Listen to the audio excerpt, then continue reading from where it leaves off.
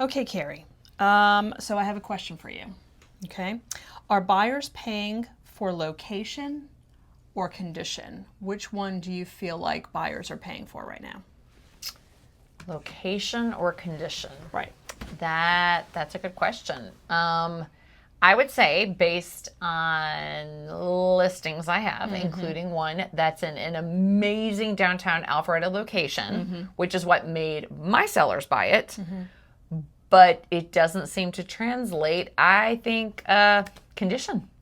I feel exactly the same way. I feel like buyers are not necessarily caring about where the home is located. In fact, where they used to give us specific communities, Oh, specific yeah. cities to look at, Schools, only just specific elementary, schools. just a small area. Yeah. Exactly. I think now they're all like, here's 5 or 6 possibilities of school districts or communities or cities that we're interested in, and we want a move-in ready home. Yeah.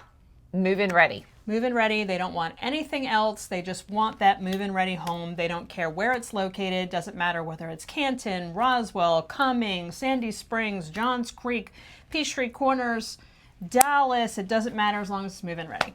And as long as it's at the right price. Exactly.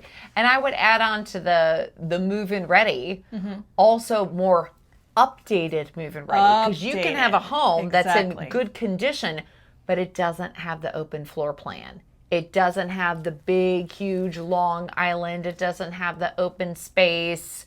I agree. And it could be in a great location. And you're right. They don't care. They want that look, and they're willing to go out a little bit further. So you're like, oh my gosh, this isn't a great location. You know, we can walk here. We can do this. We can do that. But if they don't feel like there's an alignment with the two, you're right. They're willing to go out further. It doesn't matter as much. Right. And I think that buyers are being extremely picky. So it may take them a lot longer to find that like perfect condition house compared to the location. The location doesn't matter at all, but the pickiness of finding that exact house with the right upgrades and the right condition in terms of like newer roof and HVAC and water heater and a lot of those things that might be invisible. They really want those things as well. So it's not just condition in terms of updates as much as it is also about some of those things that we don't even really think about until we're looking at the seller's disclosure, or maybe they've bought a house in the past and all of a sudden they're like, oh, well, you know what? Last time I bought a house and the HVAC was really old, so this time I'm not going to do that. You're absolutely right. And like you said, too, some of the things condition-wise that you don't really think about until you're involved. If you're in a community, guest parking. You know, sometimes you're in those communities and there's like zero guest parking.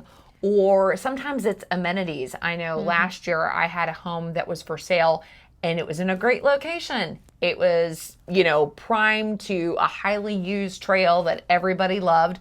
But because this particular home in this community, there was no pool, there was no workout room, there was nothing like that, that continued to be an issue. So people are like, yeah, it's great that you're right there, but I want to go where I can get those amenities included too. Amenities are pretty huge. I mean, how many places have like swim teams in the summertime and Alta tennis teams, USTA tennis teams, pickleball this time. And so many people, especially people who have never lived there before or maybe from out of state, this is like a way for them to meet people. This is a way for them to get friends and meet people within the community and have connection with people. So yeah, that is a pretty big deal to buy the houses that have those amenities. I think that's fantastic. Maybe sidewalks. Oh yeah, That's a sidewalks. big one. People want to be able to walk and not necessarily on the road, especially around here. So I would rather have sidewalks and street lights and things like that. You're right. I mean, also too, I think, you know, as much as, you know, don't get me wrong, walkability is still very popular, but I've also learned walkability only extends so far. Whereas some people think a mile, that's walkable. Other people think, I would totally walk a mile. oh, I walk a mile in a heartbeat. But not everybody. No, not everybody. A lot of people think walkable is like, you know, I've walked like 20 steps. Yeah, right, and I'm here. Right there. That's it right there. That's walkable. And you're right. And other than that, people in Georgia are kind of trained. Like the old adage used to be, if people in Georgia could drive from their living room to their bedroom, they would do it. So Yes. we're used to driving. So they're right. It's like, hey, I'm going to pay the money for this house where I guess I can walk here. I may or may not do that. Or I could go out 2 miles further, get all the things I wanted, and I'm at the same price. Yeah, that's a no-brainer. Yeah, absolutely.